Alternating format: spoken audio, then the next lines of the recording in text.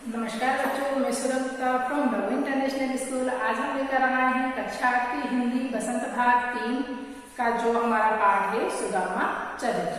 हमारा जो सुदामा चरित्र पाठ है उसके लेखक कौन है, उसके कवि कौन है? नरोत्तम दास जी हैं। उसके कवि है नरोत्तम दास। इन्होंने यहाँ पर कृष्ण और सुदामा मिलन का वर्णन किया गया है। यहाँ पर उन्होंने किसका वर्णन किया गया है? जब सुदामा जी द्वारकापुरी में कृष्ण भगवान से मिलने के लिए जाते हैं उस समय का यहाँ पर वर्णन किया गया है। जैसा कि आप सभी जानते हैं कि कृष्ण और सुदामा कौन थे। आपसे अगर ये क्वेश्चन पूछ लिया जाए, ये प्रश्न कर लिया जाए कि कृष्ण और सुदामा कौन थे, तो इसका आंसर होगा कृष्ण और सुदामा जी दोनों मित्र थे। श्री कृष्ण भगवान और सुदामा जी के बीच में क्या संबंध थे? तो दोनों के बीच में मित्रता का संबंध है। तो यहाँ पर सुदामा जी की हालत कैसी थी? उनकी हालत बहुत खराब थी। मतलब उनके घर में खाने के लिए भी नहीं रहता था। वो भिक्षा मांगकर, गाँव में भिक्षा मांगकर और अपना जीवन यापन करते थे। तो एक दिन उनकी पत्नी ने उनसे जिद की कि आपके तो परम मित्र श्री कृष्ण भगवान है जो सबको देते हैं, तो आप क्यों ना उनके पास लेने के लिए जाएं ताकि हम थोड़ा सुखी जीवन यापन कर सके। तो इस तरह से वो उन्होंने नहीं मानी। तो उन्होंने क्या कहा, सुदामा को जबरदस्ती उन्होंने द्वारकापुरी भेज दिया, द्वारकाधीश के पास। द्वारकाधीश कौन है? हमारे श्री कृष्ण भगवान है। तो उनके पास उन्होंने भेज दिया। अब जब भेजा तो उनके पास उनको ले जाने के लिए तो कुछ नहीं था। तो सुदामा जी बोले कि अगर कृष्ण ने मुझसे पूछा कि मेरे लिए उपहार में क्या लाए, तो जैसे हम कभी किसी के घर पर जाते हैं तो कभी खाली हाथ जाते हैं क्या? नहीं जाते हैं। कुछ ना कुछ भेंट लेकर जाते हैं, कुछ फल लेकर जाते हैं या कुछ मिठाई लेकर जाते हैं। तो इसी तरह सुदामा ने सोचा। तो उनकी पत्नी ने क्या करा, वो चारों तरफ से गाँव में से सबके घर से थोड़े थोड़े एक मुट्ठी चावल मांग लाई और उसकी पोटली बनाकर सुदामा जी को देने के लिए अपने उनको देना। और वो ये चीज देख कर ही समझ जाएंगे कि हम कितने निर्धन हैं। तो इस तरह से सुदामा जी चले गए। अब सुदामा जी जब द्वारकापुरी में पहुंचे तो वो वहां पर खड़े होकर अब वहां किसका पता पूछने लगे? श्री कृष्ण भगवान के घर का पता पूछने लगे, श्री कृष्ण भगवान के बारे में पूछने लगे। तो वहां पर जो द्वारपाल थे उन्होंने उनकी दशा देखकर कहा कि पता नहीं ये मानव कहाँ से आया है, ये मनुष्य कौन है, कहाँ से आया है और ये हमारे श्री कृष्ण भगवान का पता क्यों पूछ रहा है। और फिर उन्होंने उनसे उसका नाम पूछा और उन्होंने बोला कि आप श्री कृष्ण भगवान को जाकर मेरा संदेश दे दीजिए कि सुदामा आया है। तो इस तरह से द्वारपाल ने पहले तो हंसी उड़ाई, वहां के जो द्वारपाल थे कि अरे ये कोई हमारे उनका मित्र हो सकता है क्या?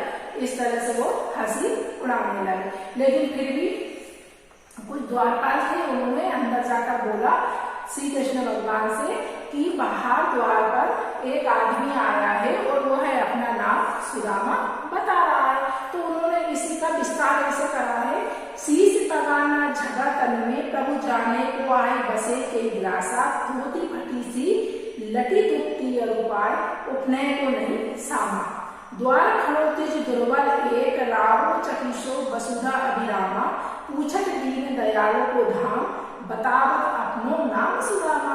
और वो कृष्ण भगवान के सामने बोलते हैं वो द्वारपाल जाकर कि एक व्यक्ति आया है अपने गांव में और मतलब अपने गांव में आया है, लेकिन उसकी हालत बहुत खराब है। ना तो सिर पर पगड़ी है उसके, ना तन पे जामा है, मतलब ना कोई उसने वस्त्र धारण किए हुए हैं, सिर्फ एक धोती लपेटी हुई है, वो भी फटी हुई है, बिल्कुल मेरी हो रही है, और ना ही पैरों में कुछ है उसके, और द्वार खड़ो दुर्बल है। पर मतलब वो बहुत ही उसमें मतलब उसकी स्थिति इतनी दयनीय है कि हम उनको देख भी नहीं सकते। और वो आपका नाम पूछ रहा है और अपना नाम क्या बता रहा है? सुदामा बता रहा है। तो इस तरह से उन्होंने वहां जाकर बोला। और जैसे ही श्री कृष्ण ने सुना कि सुदामा मेरे द्वार पर आया है तो वो जल्दी से जैसे अपनी रानियों को छोड़ के जैसी स्थिति में थे वहां पर राजसभा में, वैसी स्थिति में वो दौड़े हुए चले जाते हैं और सुदामा को अपने गले से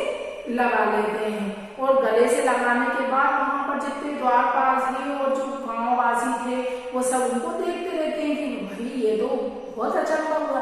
वो ऐसा करके सुदामा को अपने साथ ले आते हैं। लेकिन जब और सुदामा को पेड़ धुलाने के लिए वो जब पानी और थाल को मंगाते हैं ए बेहाल विवाही सो पर कंटक जाल लगे पुन जोए, हाय महा तुम पायो सखा तुम आए इतना किति दिन होए।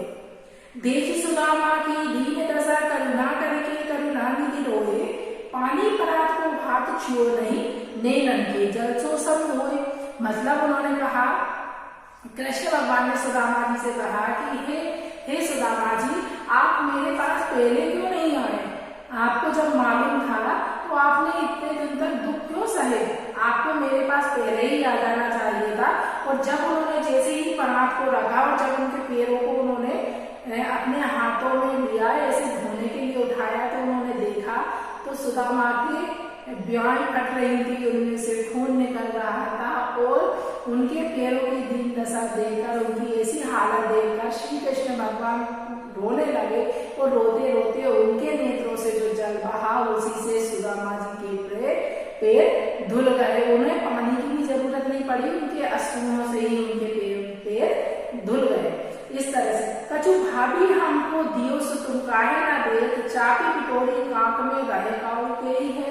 तो मतलब यहाँ पर श्री कृष्ण भगवान फिर सुदामा जी से बोलते हैं कि क्यों सुदामा जी, क्यों सुदामा, क्या भाभी ने मेरे लिए कुछ भेंट दी है क्या? उन्होंने कहा कि नहीं कुछ नहीं दी, क्योंकि वो तो इतना राजपाट देख के, दुनिया की चीजें देखकर, उनके घर में ऐसी शान शौकत देखकर वो तो शर्म से वो हो रहे थे कि अगर मैं इतनी सी पुतलियां इनको दूंगा तो कैसा महसूस होगा। तो उन्होंने वो जो पोटली थी चावल की, वो कांक में लगा के रखी। लेकिन श्री कृष्ण भगवान तो सब जानते हैं, तो वो ये बात समझ गए। आगे जब गुरु माता दैते लय तुम चाबी हमें नहीं दीने, श्याम कहीं मुस्काए सुदामा सो चोरी की बाढ़ में हो झूठ करने। तो यहाँ पर क्या हुआ था, एक बार आपको कुछ कहानी याद हो तो, जैसे मुझे तो है वो कहानी याद कि एक बार गुरु माता ने इन दोनों को जंगल में लकड़ी लेने के लिए भेजा था और साथ में एक पोटली में चने भरकर दिए थे। अब वो चने भरकर दिए थे तो वहां पर क्या हो गया, बहुत रात हो गई और पानी आने लगा। तो ये दोनों एक अलग अलग पेड़ पर चढ़ गए। अब अलग अलग पेड़ पर जब ये चढ़ गए तो एक तरफ कृष्ण भगवान थे और एक तरफ सुदामा थे, और पानी की थी और नीचे से सियार खड़े हुए थे। तो इस चक्कर में इन्होंने क्या करा, इनको जब भूख लगी सुदामा को, तो वो धीरे धीरे करके सारे चने खा गए, कृष्ण भगवान को नहीं लिए। तो वह ये बोलना चाह रहे हैं यहाँ पर कृष्ण भगवान सुदामा से कि जैसे गुरु माता ने एक बार चने दिए थे और तुमने चुपचाप से खा लिए थे, क्या आज भी वही है? वैसे ही आज भी तुम चोर हो क्या, जो मुझे ये चने, वो जो मेरी भाभी ने मेरे लिए भेजा वो तो मुझे नहीं देना चाह रहे। तो ऐसे करके वो उनके काम से वो पोटली छीन लेते हैं। और ऐसे छीनने के बाद फिर वो क्या करते हैं, उस जो फटे से कपड़े में बने जो चावल वगैरह रहते हैं उनको वो देखते हैं और उसमें से 2 मुट्ठी निकालते हैं और वो खा लेते हैं। कौन खा लेता है 2 मुट्ठी चावल? कृष्ण भगवान खा लेते हैं। तो ऐसे वो खा लेते हैं। अब बाद में क्या होता है, ये सब काम होने के बाद वो खूब अच्छा भोजन कराते हैं सुदामा को, सब अच्छे वस्त्र पहनाते हैं, उनकी खूब खातिरदारी करते हैं। लेकिन जब सुदामा वापिस अपने गांव के लिए जाते हैं तो उनके साथ कोई भेंट नहीं रखते हैं, मतलब उन्हें कोई धन नहीं देते, क्योंकि उनकी पत्नी ने तो यहाँ भेजा था उनके लिए।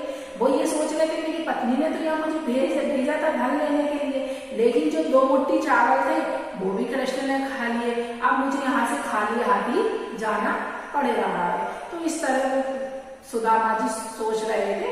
तो इस तरह वो सोचते सोचते उनकी विदा कर दी कृष्ण भगवान ने, और वो धीरे धीरे चलकर कहाँ पर पहुंच गए, अपने गांव पहुंच गए। अब जब वो गांव पहुंचे तो उन्हें ऐसा लगा गांव को देखकर कि मैं वापस क्या द्वारकापुरी में आ गया हूँ क्या।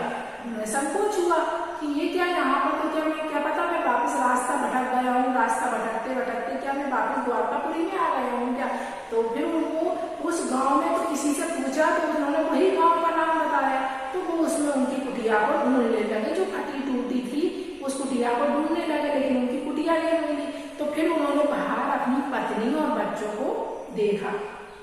बाहर जब उन्होंने अपनी पत्नी और बच्चों को देखा तो वो उनको भी नहीं पहचान पाए। तो वो उस घर के अंदर गए तो वहां देखा यहाँ तो क्या घास फूसा पड़ा रहता था, टूटी चटाइयां बिछी रहती थी और आज यहाँ मखमल के गद्दे पड़े हुए। इस तरह वो देखकर वो द्वारकाधीश को याद करने लगे श्री कृष्ण भगवान को, और वो बहुत खुश हुए।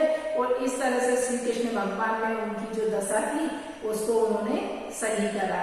तो ये था हमारा यहाँ पर था सुदामा चरित्र। तो इसके बारे में अगर आपको कुछ भी समझ में नहीं आता है तो आप मुझे बता सकते हैं। जय हिंद, जय भारत।